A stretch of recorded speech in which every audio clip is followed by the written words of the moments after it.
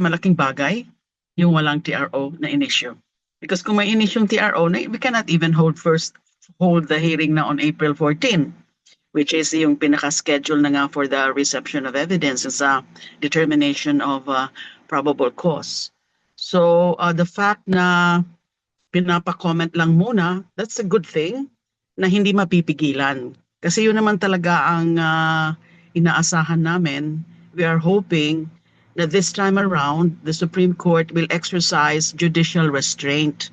Na wag na sanang makialam, na wag na sanang pigilan pa uli itong ongoing impeachment proceedings kasi kailan pa natin mapapanagot yung dapat mapanagot.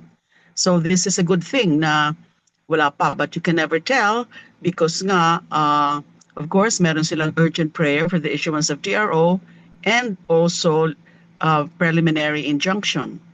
So pwedeng hindi maka-issue ng, hindi muna mag-i-issue ng TRO, but there is always a possibility if we talk about within the realm of possibility na maaring pwede ring injunction na lang and not just TRO. But the very fact itself, tama yon, ay malaking bagay na sa amin yan para hindi na hadlangan dahil nga magsisimula na dapat sa April 14.